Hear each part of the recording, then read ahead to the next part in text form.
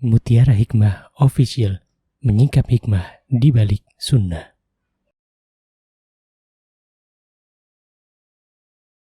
Salurkan donasi terbaik Anda untuk mendukung dakwah Mutiara Hikmah Official.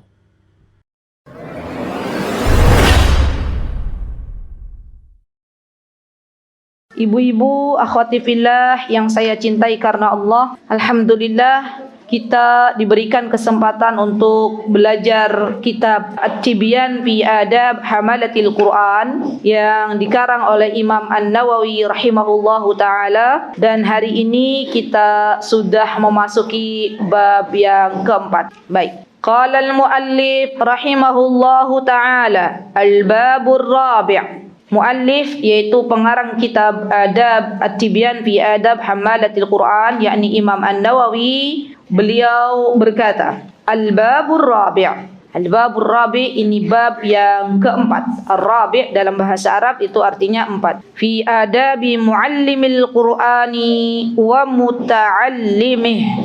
Di bab yang keempat ini ibu-ibu akan dijelaskan tentang adab seseorang yang belajar Al-Quran dan yang mengajarkannya. Subhanallah, ini luar biasa. Jadi adab yang seharusnya diemban, yang harusnya dimiliki oleh para thalabul ilmi juga sama ya. Jadi bab yang keempat ini sebenarnya lebih umum, bukan hanya bagi siapapun yang belajar Al-Quran, tapi kepada siapapun yang belajar ilmu apapun ya.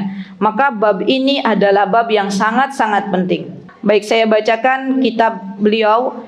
Hadzal bab ma'al bayain ba'dahu hiya maqsudul kitab. Kata muallif bahwa bab ini, di bab keempat ini adalah tujuan utama dari pembahasan kitab At-Tibyan fi Adab Hammalatil Quran. Jadi tujuan maksud utamanya ada di bab keempat. Masya Allah ya. Intinya, pokoknya ada di bab keempat ini. Wa huwa tawilun muntashir. Dan pembahasannya cukup luas. Muntashir itu dia intashar, kalau dalam bahasa Arab itu dia menyebar. Tapi kita artikan muntashir di sini bahwa bahasanya cukup luas. Kemudian saya mengatakan wa ana usyiru ila maqasidihi mukhtasaratan fi fusulin. Kata Syekh, dan saya mencoba untuk merangkum. Ikhtisar, kalau bahasa Arabnya merangkum itu ikhtisar. Saya coba untuk merangkum.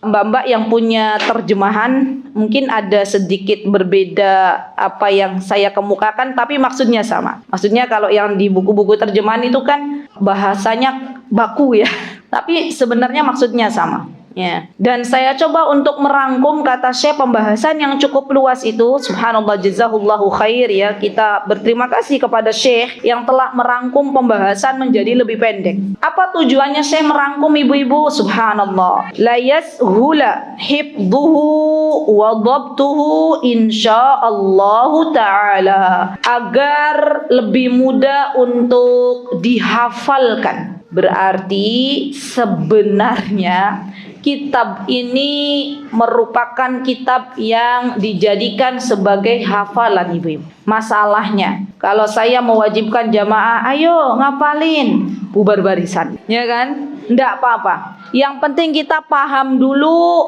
amalin dulu, ya. Ibu-ibu sekarang fokus ngapal Quran dulu aja. Ya, Quran, selesai Quran, hadis. Kenapa para ulama itu mengatakan bahwa kitab-kitab juga perlu untuk dihafal, mandumah perlu dihafal, ibu-ibu, karena memang biasanya mereka sudah melewati tahapan menghafal Al-Quran. Biasanya mereka sudah melewati menghafal kitab Sahih Bukhari dan Muslim. Baru kemudian setelah mereka melewati menghafalkan Al-Quran, menghafalkan hadis, baru kemudian menghafalkan mandumah. Apa itu mandumah? Yaitu beberapa isi kitab para ulama.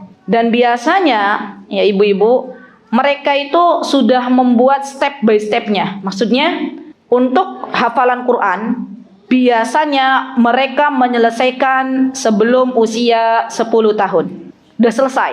Ya, saya melihat para guru kami kalau punya anak, ya saya sudah pernah cerita nggak? Punya anak berapa? 11. Ya. Syekh kami punya anak 11, itu semuanya hafal Quran. Dan biasanya menghafal Qurannya anak-anaknya Syekh itu di bawah 10 tahun sudah selesai. Kalau sudah selesai baru mereka ada tugas baru, murojaah dan menghafalkan Sahih Bukhari dan Muslim. Ya. Ibu-ibu pernah lihat nggak Sahih Bukhari gedenya seperti apa? Besarnya seperti apa? Lihat aja belum pernah. Sahih Muslim pernah lihat? Cung, siapa yang pernah lihat Sahih Bukhari dan Sahih Muslim? Acungkan tangan. Masya Allah jamaah, ini hanya satu. Itu menurut Ustazah, kalau antum mau menghafal itu kira-kira mantep nopo maju mundur? Hah? Bacanya aja belum istiqomah, gimana mau menghafal? Tapi subhanallah, itulah ya belajarnya ulama. Di Indonesia ada beberapa anak yang masya Allah ya kita tahu, ya tidak saya sebutkan. Ada, teman-teman pasti sudah tahu. Itu ada beberapa anak yang dari usia 5 tahun sudah selesai Quran. Biasanya apa yang dilakukan oleh orang tuanya? Melanjutkan menghafal hadis Sahih Bukhari dan Muslim. Dan ada di Indonesia. Alhamdulillah. Ya Masya Allah. Nanti setelah selesai Bukhari dan Muslim, kitab-kitab hadis, kitab Riyadhus Shalihin, kitab Bulughul Maram, kitab Umdatul Ahkam, semua sudah dilahap. Oh dilahap. Dihafal. Dicerna, dihafal. Baru kemudian pindah ke mutun.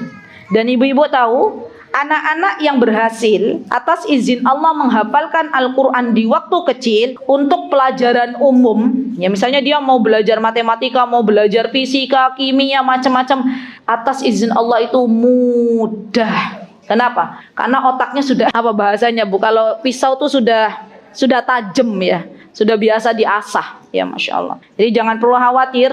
Bagaimana nanti kadang ada kekhawatiran orang tua, nanti gimana belajar umumnya? Insya Allah bagus. Ya insya Allah. Dan pengalaman anak-anak kami, bukan anak-anak saya, maksudnya anak-anak yang di tempat kami yang sekarang sedang menghafal Quran, anak-anaknya orang. Masya Allah. Biasanya mereka ketika SD juga Masya Allah, masuk SD belajar umum Masya Allah bagus nilainya. Masya Allah. Dan itulah yang sudah Allah Azza wa Jalla tentukan. Ya, baik, balik ke kitab. Jadi semangat nah ibu-ibu. Kalau ibu-ibu sekarang usianya berapa tuh? Saya mau tanya. 65. Masya Allah. Coba saya mau tanya ke ibu-ibu, ngafal Quran di usia 65 itu butuh perjuangan apa mboten? Perjuangan ya. Masya Allah. Satu surat dihafal, hari ini hafal, besok lupa lagi. Tapi ibu ada nggak waktu kecil ngafal apa gitu ya? Waktu TK menghafal pernah menghafal? Nggak apa-apa, bukan Quran. Waktu kecil TK ada nggak sesuatu yang dihafal? Apa itu contohnya? Doa belajar, terus doa-doa ya Bu ya. Sampai sekarang hafal? Hafal, alhamdulillah. Itulah hafalan. Kalau kecil, menghafalnya di usia kecil seperti mengukir di atas batu, dia lama hilangnya. Tapi kalau kayak kita sudah emak-emak, sudah punya anak, sudah punya cucu, ya, ngafalnya cepat, hilangnya juga cepat. Ya subhanallah. Jadi anak-anak muda nih yang belum pada menikah, ya, sebelum kalian menikah hafalin Quran dulu minimal, ya. Sebelum kalian menikah minimal Quran dulu selesai, ya. Semoga Allah Subhanahu wa taala memberikan kemudahan bagi teman-teman yang ingin menghafal Al-Quran, ya, kemudian ada semangat, semoga Allah mudahkan jalannya. Amin. Allahumma amin. Masya Allah. Baik. Ibu-ibu yang saya cintai karena Allah, jadi maksudnya Syekh, kitab ini sebenarnya matannya itu dihafal. Bagaimana dihafal? Begini, biasanya orang-orang kalau mau ngafalin langsung ke faslun. Faslun awwalu ma yanbaghi lil muqri wal qari an yaqsida bidzalika wajha Allah taala qala Allah taala. Begitu mereka biasanya cara menghafal. Tapi karena kita itu enggak hafalan, maka kita pelan-pelan. Harapannya di sini adalah memahami dan mengamalkannya. Dua-duanya baik. Dua-duanya baik. Ya, bismillah. Semoga Allah mudahkan. Baik, saya pelan-pelan ya. Faslun. Faslun ini artinya adalah biasanya kalau di kitab-kitab ulama, faslun itu sebagai tanda diawalinya pembahasan baru. Ya, jadi faslun itu tanda diawalinya pembahasan baru. Ini biasanya menggunakan kata faslun, masuk ke pembahasan baru. Baik. Apa yang dikatakan oleh Syekh? Awwalu ma yanbaghi lil muqri wal qari an yaqsida bidzalika wajhallahi ta'ala. Masyaallah. Hari ini kita belajar sebuah pembahasan yang cukup penting bagi kehidupan kita. Kata Syekh, hendaklah bagi para pembaca Al-Quran atau yang mengajarkannya, dan ini sifatnya umum ibu-ibu, hendaklah meniatkan apa yang diperbuat dari berbagai macam amal salih adalah untuk mengharapkan wajahnya Allah Subhanahu wa ta'ala, atau biasa kita sebut dengan kata ikhlas. Ya, ikhlas itu nanti disebutkan apa sih arti ikhlas? Ya, di antaranya adalah mengharapkan pahala dari Allah Subhanahu wa ta'ala.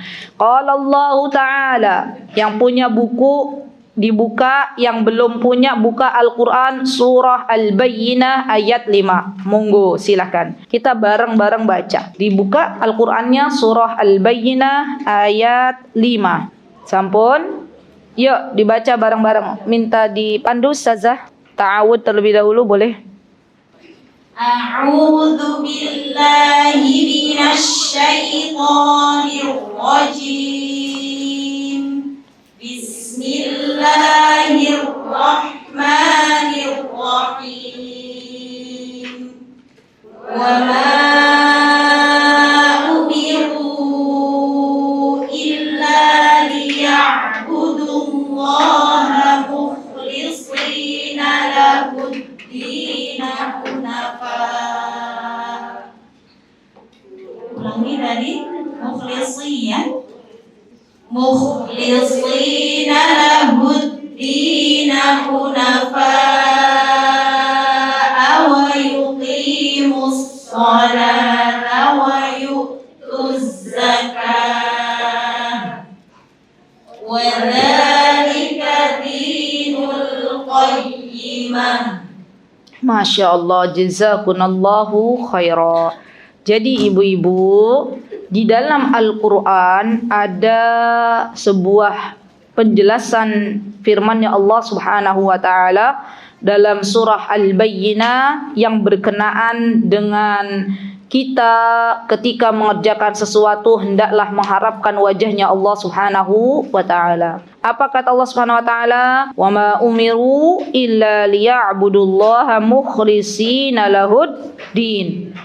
Ada di kata mukhlisin. Kata mukhlisin ini adalah inti dari surah Al-Bayyinah ayat kelima. Inti pokoknya ada di mukhlisin.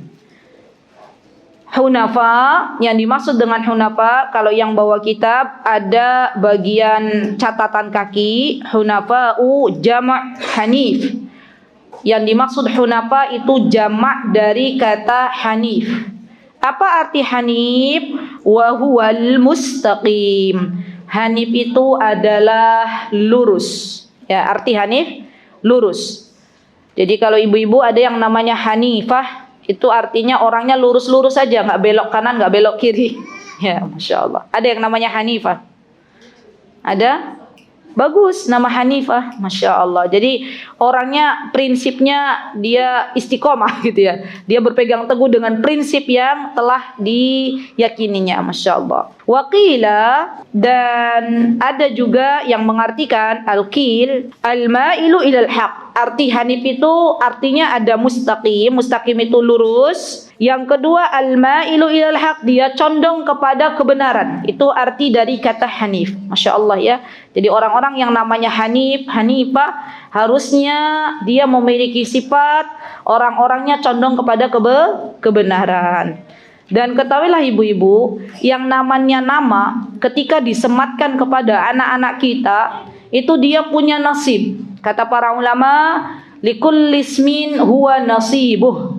Setiap nama itu pasti ada dampaknya. Misal, ibu-ibu namain anaknya misalnya Aisyah, misal. Kenapa dinamain Aisyah? Pengen seperti ibunda Aisyah. Dan biasanya subhanallah kita lihat anak-anak yang namanya Aisyah itu Allah berikan kecerdasan dan mencintai. Atau ibu punya anak namanya Umar misalnya. Kenapa punya anak namanya Umar? Biar berani kayak Umar bin Khattab. Dan Allah kasih subhanallah keberanian pada diri Umar. Masya Allah, anaknya ibu ya. Jadi sekarang kalau mau namain anak-anak itu harus dipikir-pikir, Bu. Jangan namain anak dengan kata asar, duhur, maghrib gitu ya. Kan ada juga. Atau bahkan ada yang bingung namain anak, namanya siapa? Nama. Ada juga ya. Saking bingungnya namain anak siapa. Subhanallah, ketika orang tua itu dia memberikan nama, ada pepatah Arab mengatakan, ketika kita melihat seseorang dari namanya, maka ya'rif abu, kita akan mengetahui siapa orang tua di balik nama ini. Ya. Kalau namanya bagus-bagus, nama-nama Arab, nama-nama sahabi, nama-nama sahabiyah, nama-nama para nabi, biasanya orang tuanya adalah orang tua yang terpelajar, orang tua yang dia tahu agama. Ya. Dan apapun yang diberikan nama oleh orang tua kita, kita hormati, Ibu. Karena walaupun mungkin ada orang tua yang dulu belum belajar agama, tapi saya yakin tidaklah mereka memberikan nama kepada anak-anak kecuali artinya bagus. Ya. Jadi ada seseorang namanya Wening. Ya. Saya tanya apa tuh artinya Wening? Nah, ada Wening kan biasanya banyak tuh Jogja. Apa artinya Wening? Bening. Masya Allah. Jadi harapan orang tuanya tuh hatinya bening. Wah, Masya Allah. Gak apa-apa, bagus. Ya. Yang pasti ketika memberikan nama tahu artinya. Ya, Masya Allah. Baik. Kemudian di sini ibu-ibu kita sudah tahu apa arti kata Hanif. Jadi bagus ibu-ibu kalau punya anak namanya Hanif atau Hanifah. Ya. Kemudian di sini dikatakan mukhlisin. Apa arti mukhlis akan disebutkan di pembahasan setelahnya. Ya. Apa artinya orang-orang yang ikhlas? Nanti disebutkan oleh para ulama, di antaranya Abul Qasim Al-Qushairi, di antaranya ada Hudzaifah Al-Mar'ashi, di antaranya ada Zunnuni, di antaranya ada Fudail bin Iyad yang mengartikan apa itu ikhlas. Ya, sebentar lagi. Tunggu sebentar. Baik. Kemudian di sini disebutkan ay al-millatul mustaqimah. Artinya dari ikhlas kalau menurut Imam Nawawi adalah al-millatul mustaqimah atau jalan yang lurus. Ya, baik. Wa fi sahihaini an Rasulillah sallallahu alaihi wasallam. Kalau tadi dari Al-Qur'an surah Al-Bayyinah ayat pinten ibu-ibu?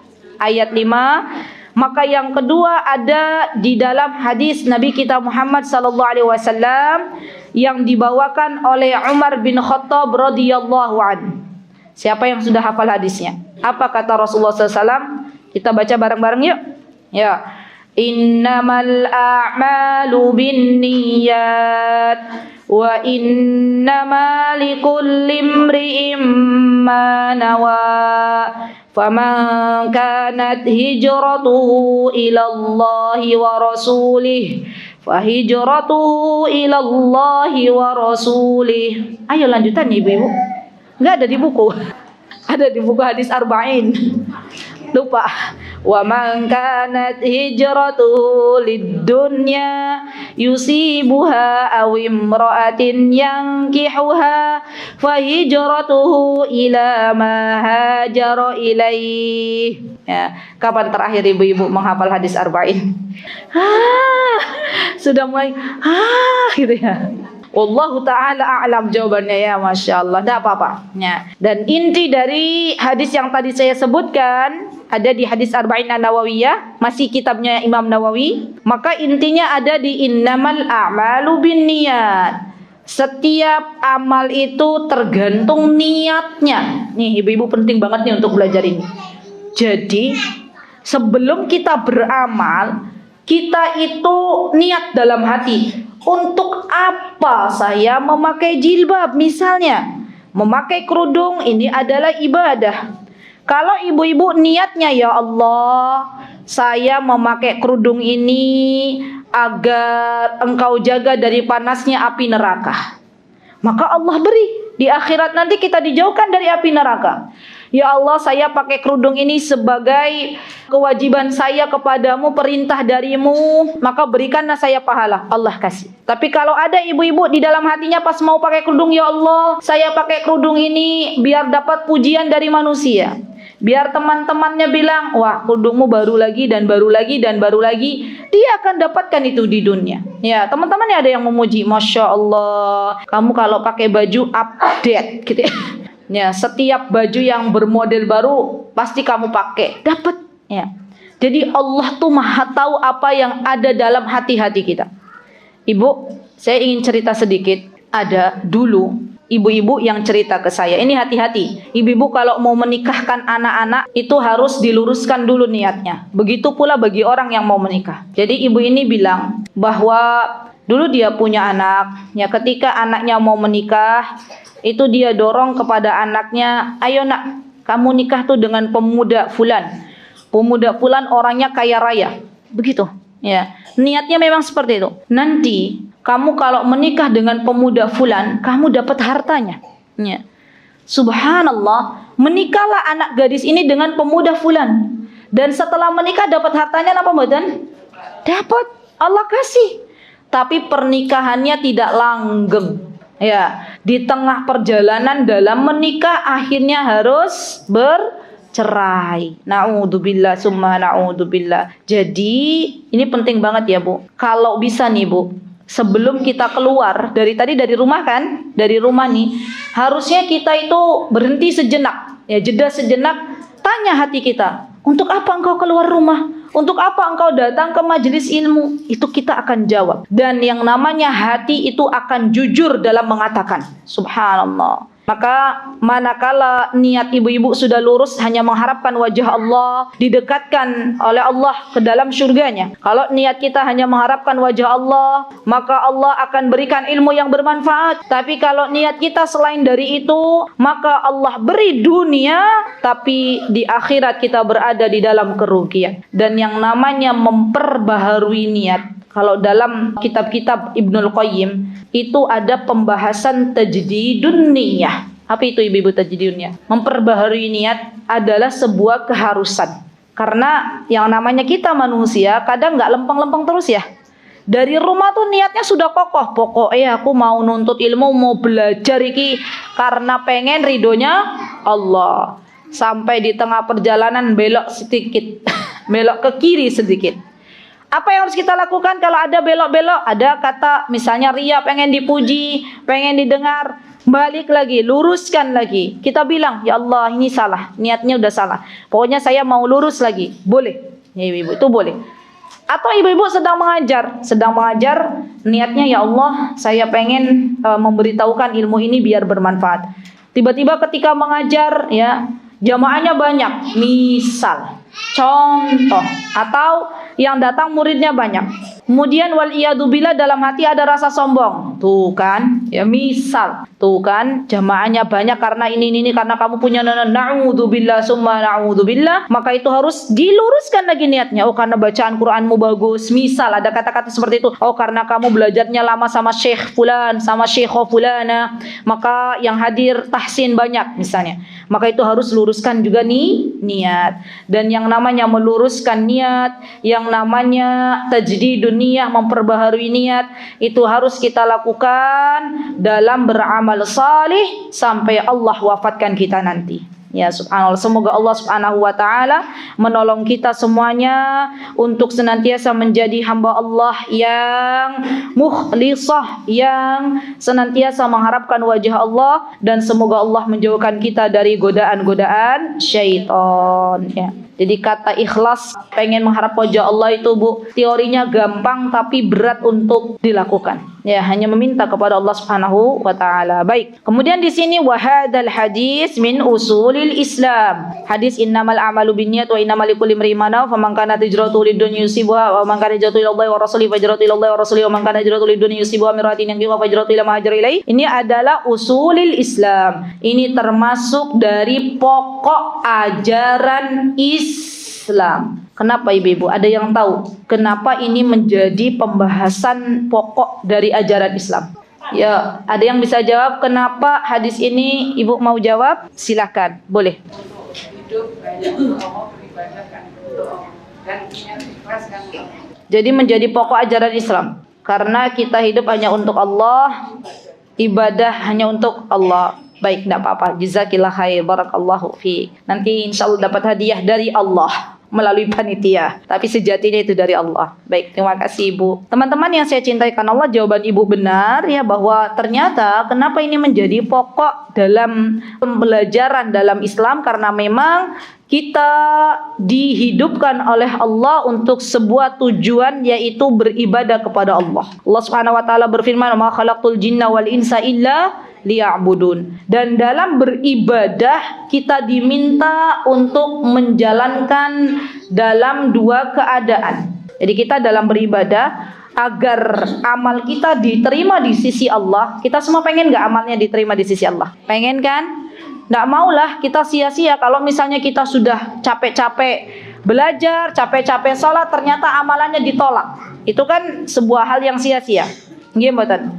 Maka yang harus kita perhatikan adalah dua hal.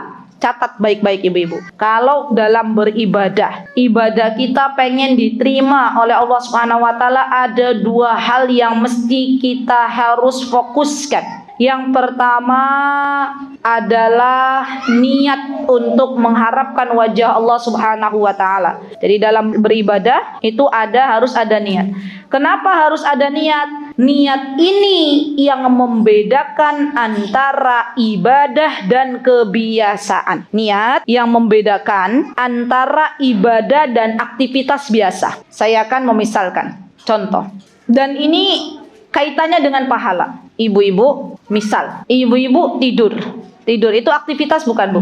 Aktivitas. Tidur seseorang, kalau dia tidur saja, dia akan menjadi sebuah aktivitas yang biasa. Tapi kalau tidur diniatkan dari awal, ya Allah, hamba mau tidur nih. Ini sebagai persiapan untuk bangun malam, ya. Dan agar jasadnya disehatkan oleh Allah diantaranya dengan tidur, misal. Dan ini adalah mengikuti perintahnya Rasulullah SAW. Tidur cepat, bangun cepat. Maka A, dia berniat demikian.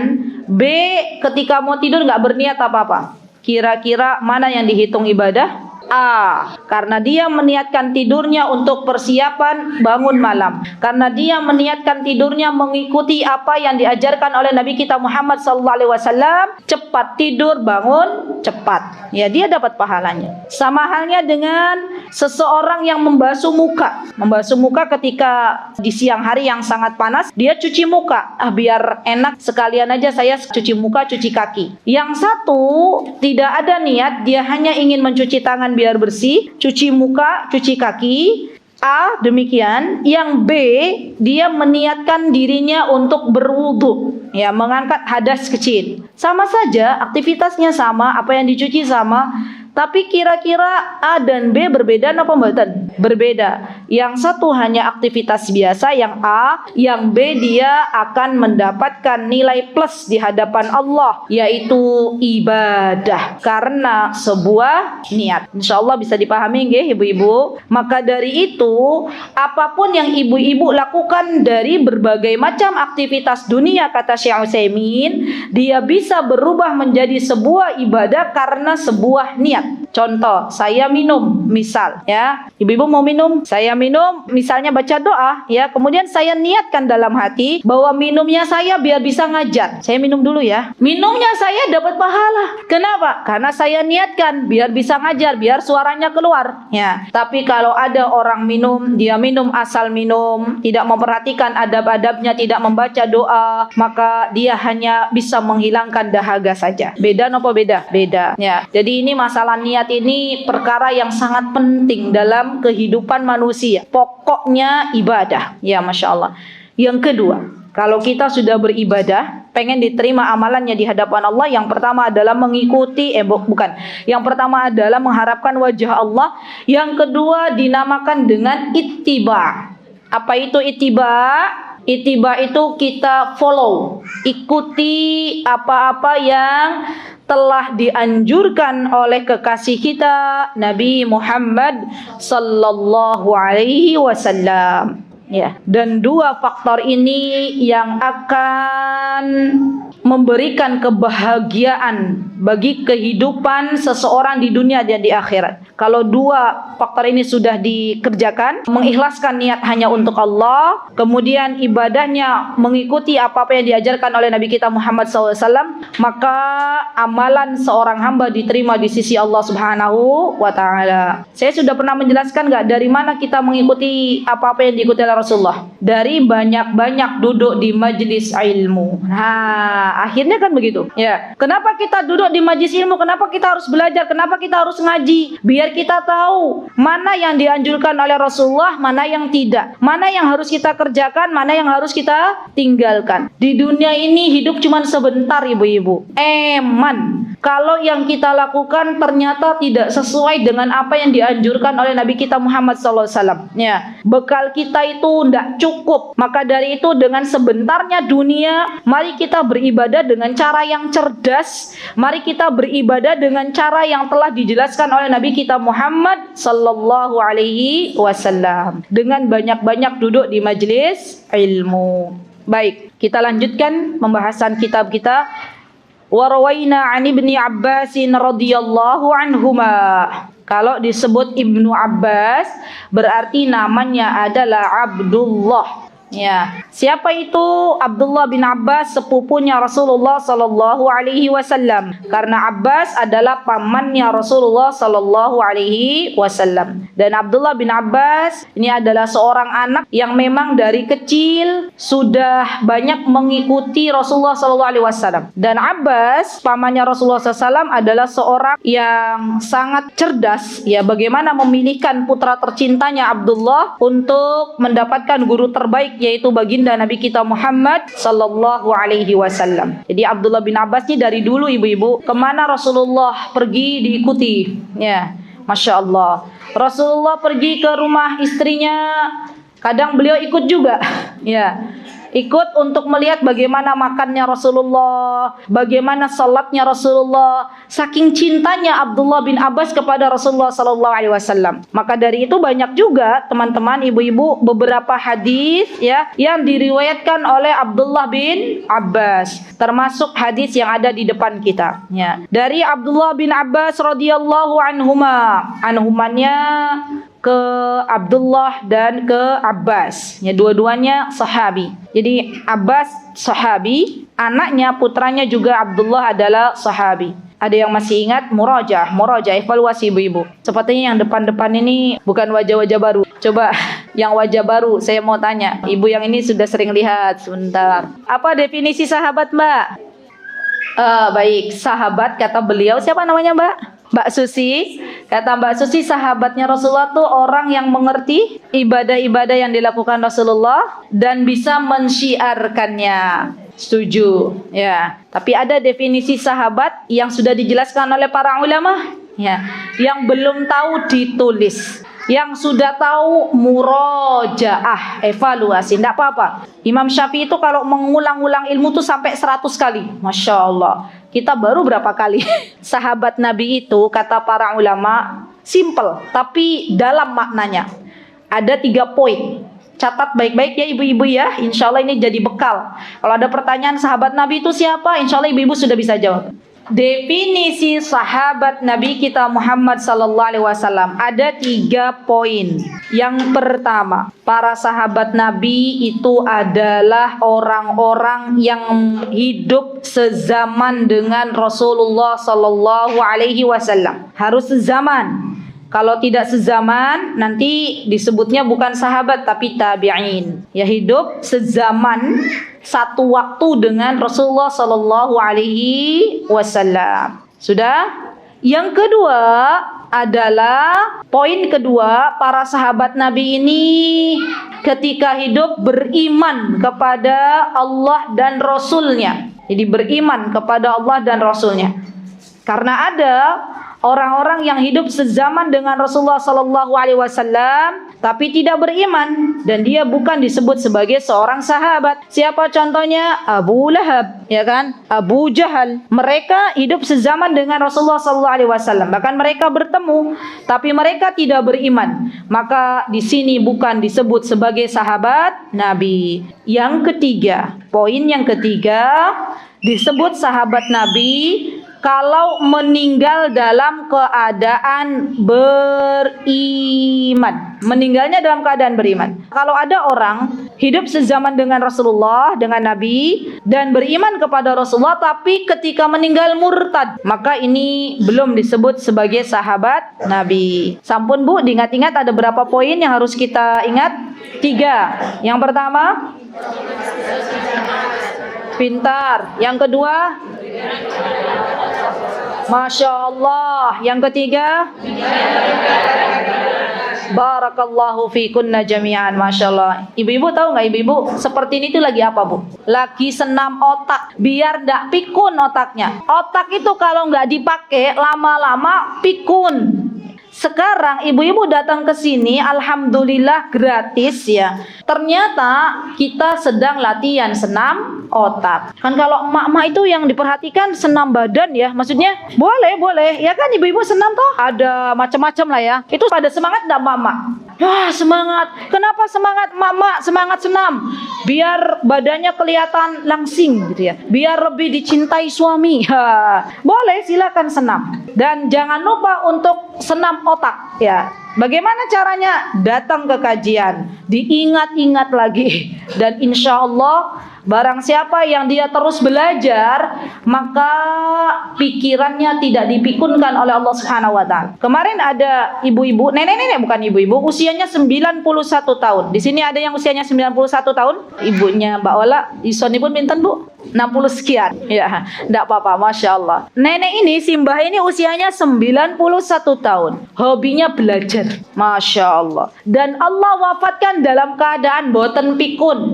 Bahkan kadang ngingetin putrinya, sesuk ono kajian Ustazah Azizah yo. Masya Allah. Iya, betul. Dan memang itu sunnatullah ya. Jadi ibu-ibu sekarang, ibu-ibu datang ke majelis ilmu, itu bukan paksaan, tapi kebutuhan kita. Kebutuhan untuk apa? Untuk senam otak, kasih makanan ke hati. Itu adalah bentuk dari kebutuhan kita. Ya baik, lanjut. Sudah ya definisi sahabat ya ibu-ibu ya, insyaallah. Apa dikatakan oleh Ibnu Abbas radhiyallahu anhuma? Ini yang mengatakan bukan Rasulullah, tapi Ibnu Abbas. Jadi kalau perkataannya sahabat namanya apa Bu? Hadis atau bukan? Ayo belajar lagi. Namanya apa? Atharus sahabi. Karena ini yang mengatakan bukan Rasulullah, yang mengatakan adalah Ibnu Abbas, maka di sini bukan disebut dengan hadis, tapi athar. Hadis itu kalau langsung yang mensabdakan adalah Nabi kita Muhammad sallallahu alaihi wasallam. Kalau bukan namanya apa tadi? Athar. Baik, apa kata Ibnu Abbas radhiyallahu anhuma? Innama yahfadur rajulu ala qadri niyyatihi. Ada dalam akhrajahu ad-Darimi fi sunadihi, innama yahfadu hadisur rajul, wa akhrajahu al-Khatib fi jamihi, kilahuma min tariqil Minhal bin Khalifah an Mataril Wariq an Syahr bin Hushib an Ibnu Abbas bihi wal Minhal wa Matar wa Syahru du'afa. Baik, jadi ini perkataannya Ibnu Abbas. Apa kata beliau? Wa an ghairihi, dan yang lainnya semisal saya baca dulu, innama yu'ton nasu ala qadri niyatihim. Jadi ibu-ibu, seseorang itu inti dari keduanya akan Allah beri sesuai dengan niat yang ada dalam hatinya. Subhanallah. Semua yang ada di dunia ini termasuk di dalamnya seseorang dijaga oleh Allah, seseorang diberikan sesuatu oleh Allah. Itu tergantung niatnya. Kalau niatnya dunia, Allah beri dunia. Tapi kalau niatnya akhirat, dapat dua, dunia dan akhirat. Kira-kira mana yang rugi Bu? Yang niatkan hanya untuk dunia, dia cuma dapat satu, yaitu dunia. Yang akhirat dapatnya dua, dunia dan akhirat. Masalahnya orang-orang yang meniatkan untuk akhirat itu butuh perjuangan. Setan menjadi pembegal utama. Ya enggak ibu-ibu?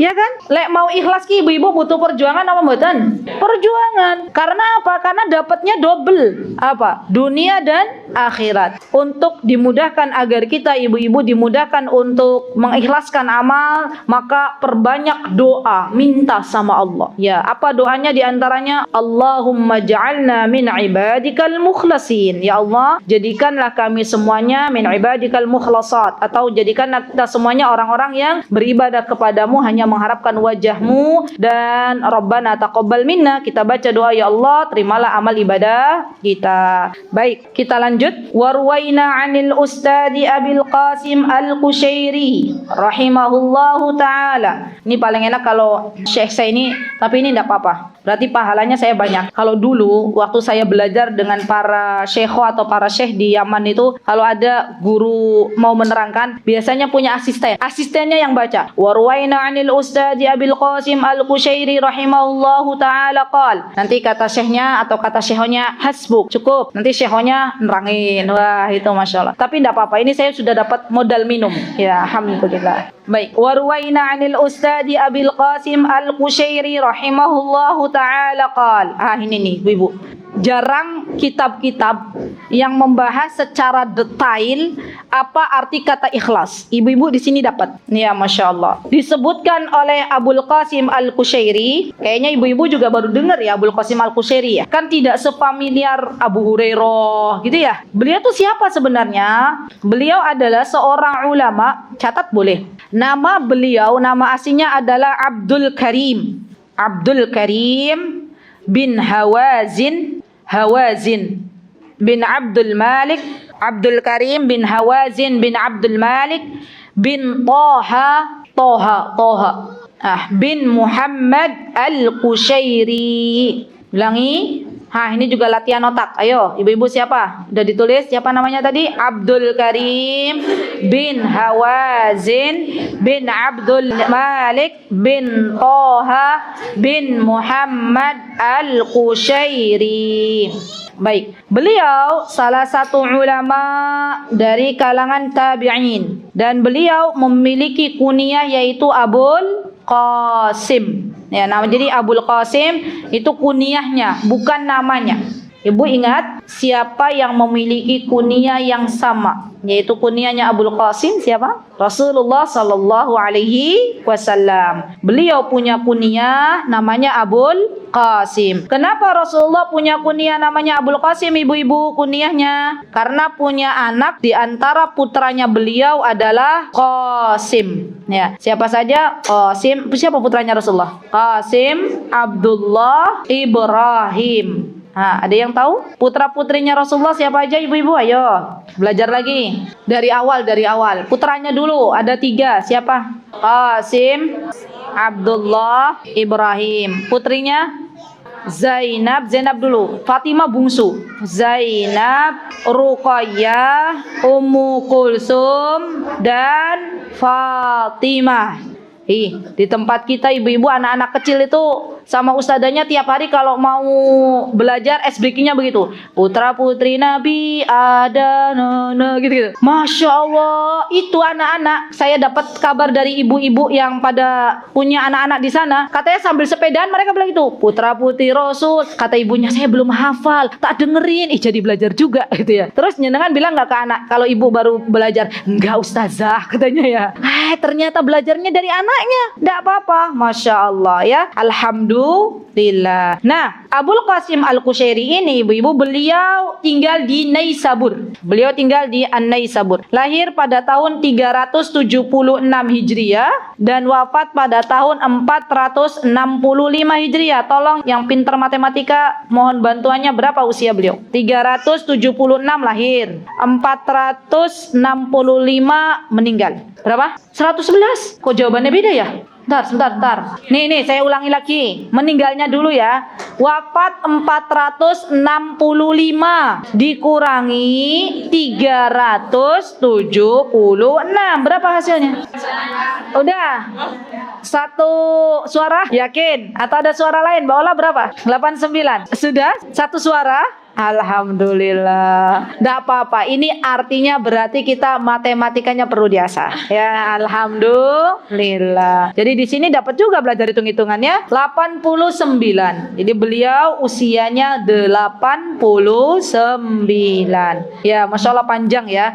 Karena umurnya umatnya Rasulullah tuh biasanya 63 atau 65 sampai 70. Masya Allah ya. Beliau 89 cukup panjang, berarti beliau usianya 89. Beliau termasuk yang merujuk ya dari ajaran-ajaran beliau merujuk kepada Al-Quran dan hadis. Ya, berarti beliau sunni. Masya Allah. Apa kata beliau? Al-ikhlas. Nih ibu-ibu, saya juga baru tahu selama belajar ada definisi ini. Ya, jarang dibahas. Masya Allah. Ini hadiah dari Allah. Al-ikhlas, kata Abul Qasim Al-Qushairi, al-ikhlas itu apa? Ifradul haqqi fit ta'ati bil qasdi. Yaitu ifradul haq, dia ketika mentaati Allah, dia benar-benar niatnya hanya untuk Allah Subhanahu wa taala. Masya Allah ya. Wa huwa, ini penjelasannya, an yurida bi ta'atihi at-taqarrubi ila Allah taala duna syai'in akhar. Ya, biar gampang, bahwa kata Abul Qasim Al-Qushairi, arti dari ikhlas adalah mendekatkan diri, taqarrub, mendekatkan diri kepada Allah dengan tujuan hanya mengharapkan wajah Allah Subhanahu wa taala dan tidak mengharapkan selain dari itu.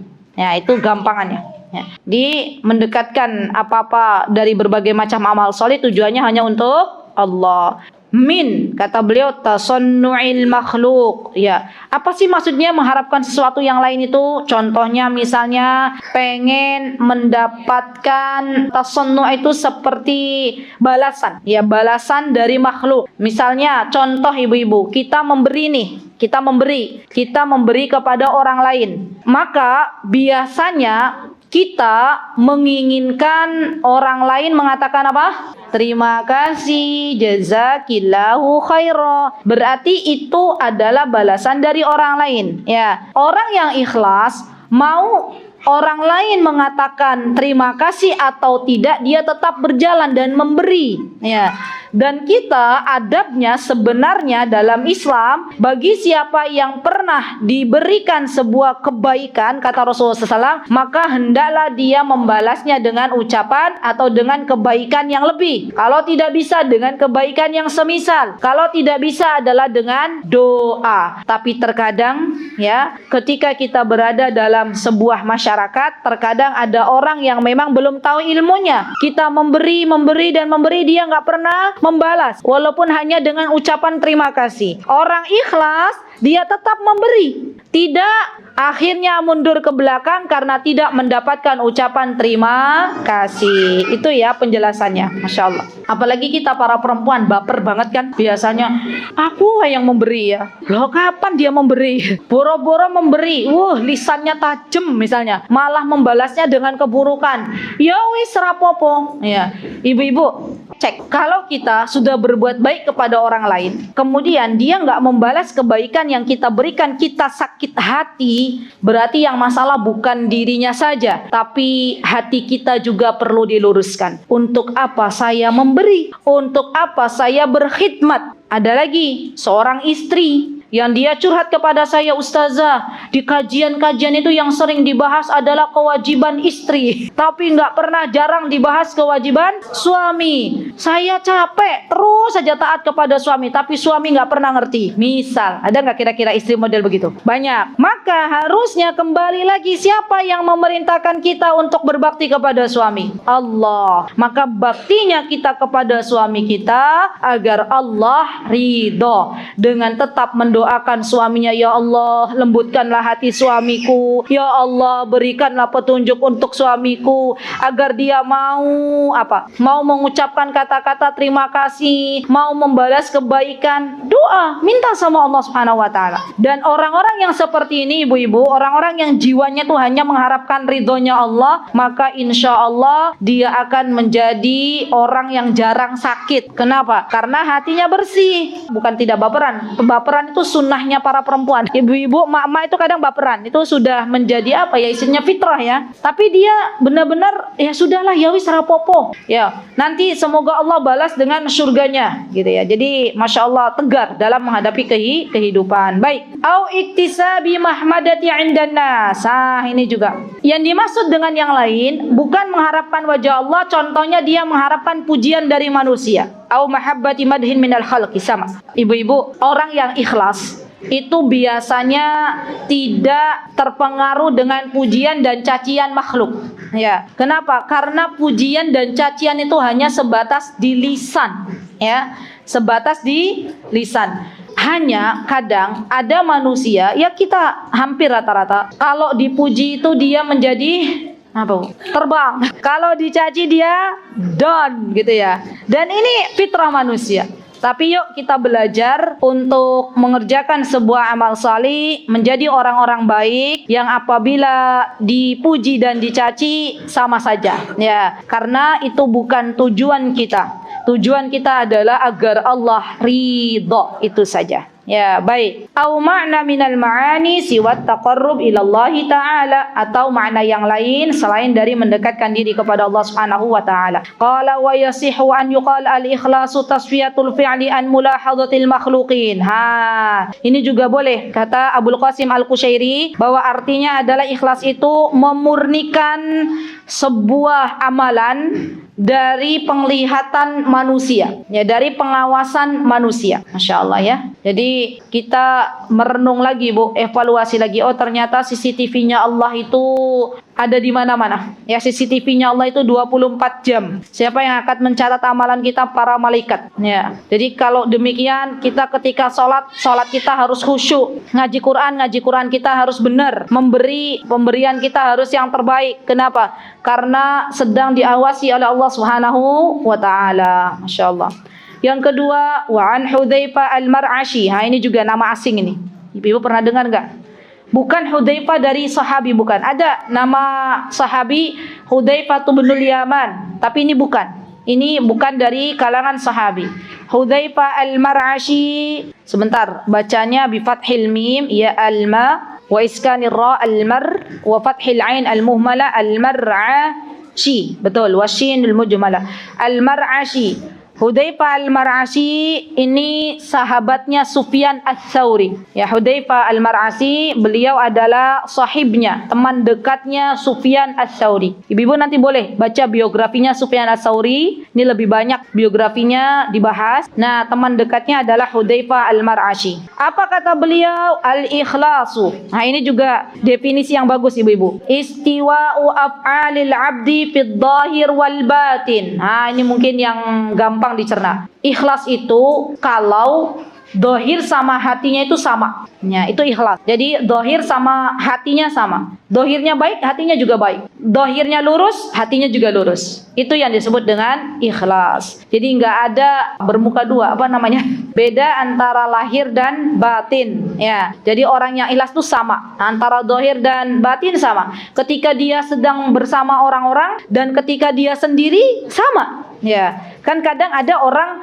yang kalau pas lagi bareng-bareng sama orang dia bagus, ya. Tapi kalau pas lagi sendiri sama Allah dia tidak bagus. Jadi orang yang ikhlas adalah orang yang ketika dia bersama orang dan ketika dia sendiri sama. Dan jawaban itu bisa dijawab oleh diri kita masing-masing. Baik, kemudian wa'an Dhinnuni rahimahullahu taala. Dhinnun yang dimaksud di sini bukan Nabi Yunus alaihissalam. Kan biasanya ibu-ibu, oh Dhannun. Dhannun itu Nabi Yunus juga ada julukannya Dhannun. Tapi yang dimaksud bukan Nabi Yunus. Yang dimaksud adalah Dhannuni al-Misri, dia orang Mesir, ulama, tokoh dari Mesir. Apa yang dikatakan oleh Dhannun? Dikatakan salasun min alamatil ikhlas. Nah, ini juga bagus. Ada 3 tanda dari sebuah keikhlasan. Diingat-ingat ya, Bu. Yang pertama, istiwa'ul madhi wad dhammi minal 'amah.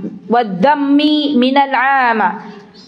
Istiwa'ul madhi wad dham artinya celaan dan pujian itu sama bagi dirinya. Sama aja, nggak ngefek.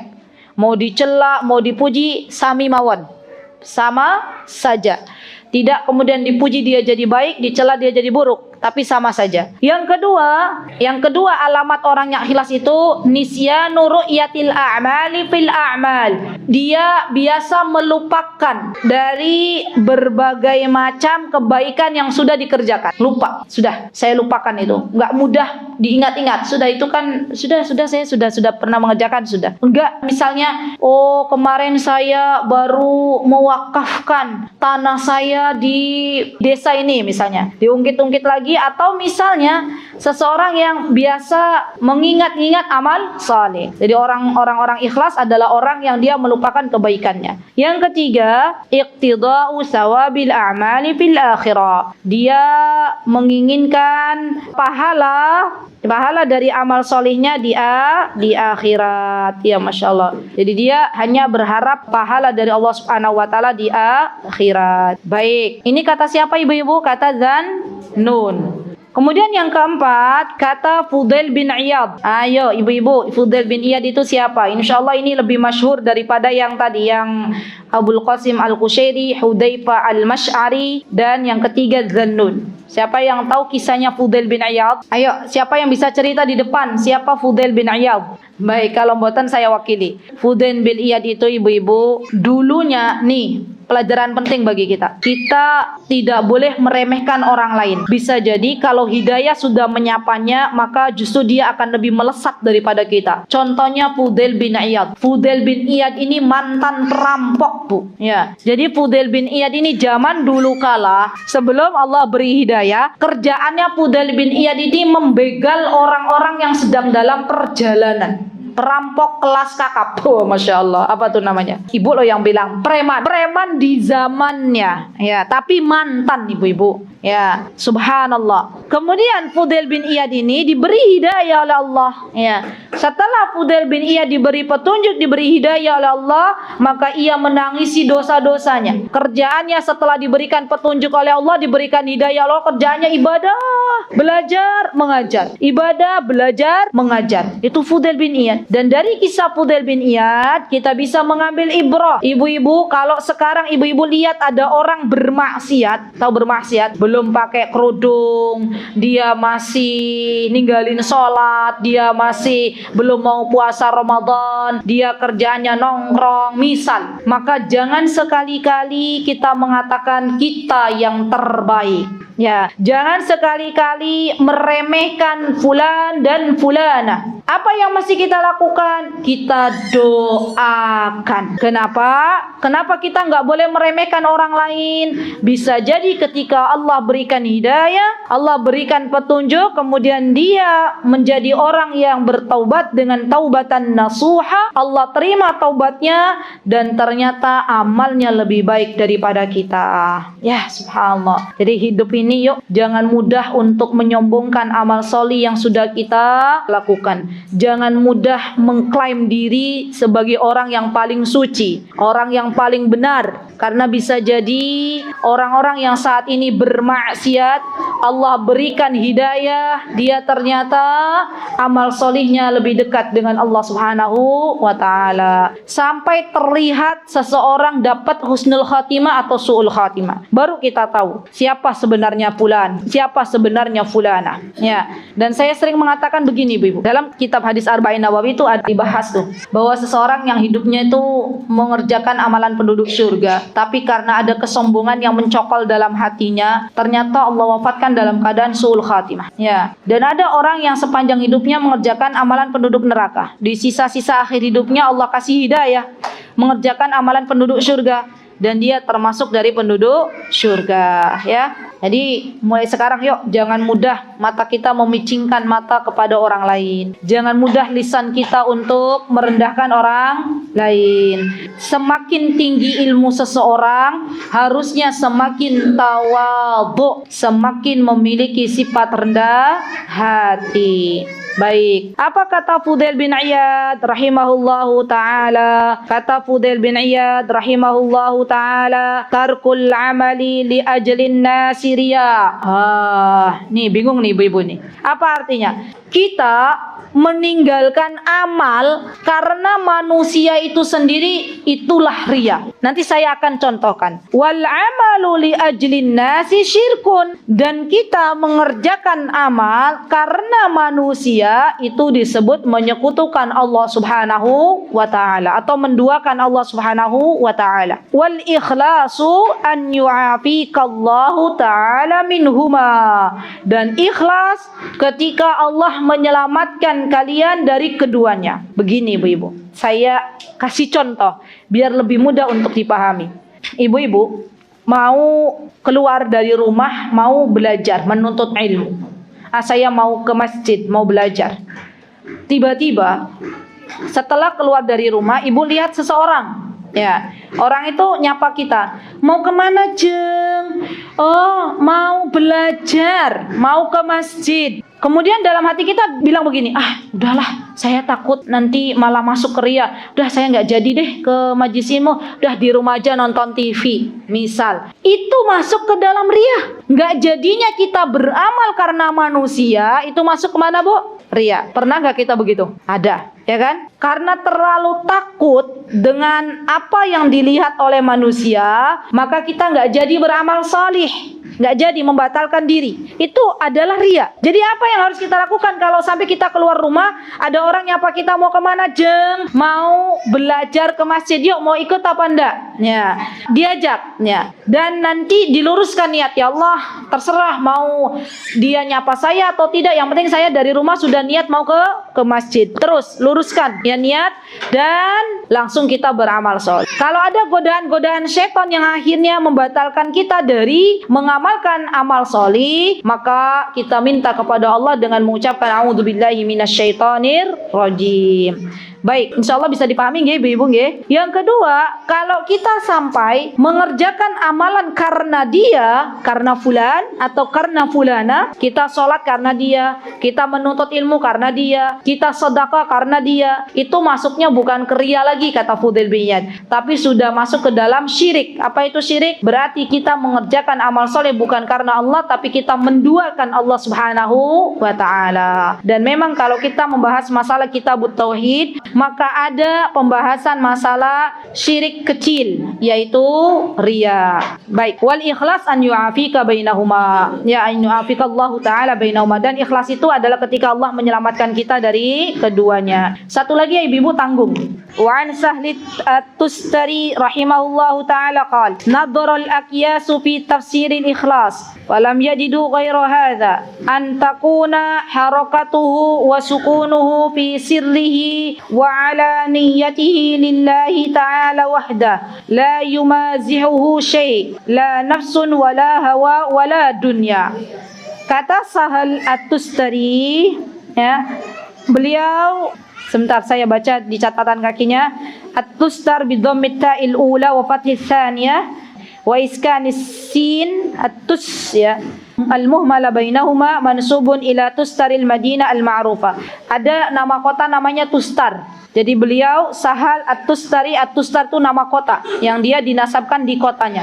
Ibu-ibu boleh orang Indonesia dinisbahkan nanti Al-Indonesia misalnya, itu juga boleh. Kemana? Ke sebuah negeri yang kita tinggal di dalamnya. Kata beliau, ikhlas itu, orang ikhlas itu disebut ikhlas kalau ya diamnya, gerakannya, baik yang secara terang-terangan atau yang secara sembunyi, semuanya diniatkan hanya untuk Allah Subhanahu wa taala. Jadi tadi saya sudah bilang ya, bahwa orang ikhlas tuh dia sama kok. Pas waktu bersama orang ya dia bagus, ketika sendirian bersama Allah juga bagus. Ada kalanya orang-orang itu lupa ya. Kalau lagi sendirian bisa berbuat seenaknya, bisa bermaksiat kepada Allah, matanya nggak dijaga, nonton ya film-film yang justru mengandung murkanya Allah Subhanahu wa taala, mengerjakan amalan-amalan yang justru mengandung murkanya Allah Subhanahu wa taala kalau lagi sendirian. Padahal sendirian atau sedang bersama, Allah Subhanahu wa taala melihatnya.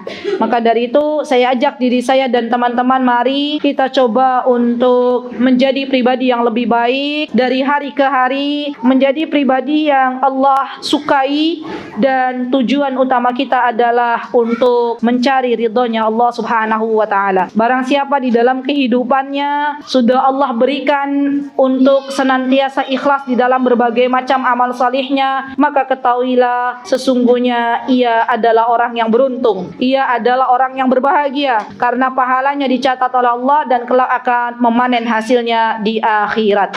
Wallahu taala a'lam. Barakallahu fikunna jami'an. Itu yang bisa saya sampaikan ibu-ibu. Jikalau ada kebenaran datangnya dari Allah Subhanahu wa taala, jikalau ada kesalahan datangnya dari saya pribadi, saya mohon maaf yang sebesar-besarnya. Jazakumullahu khairan. Aqulu qouli hadza wa astaghfirullah li wa lakum wa akhiru da'wana alhamdulillahi rabbil alamin. Wassalamualaikum warahmatullahi wabarakatuh. Mutiara Hikmah Official, menyingkap hikmah di balik sunnah.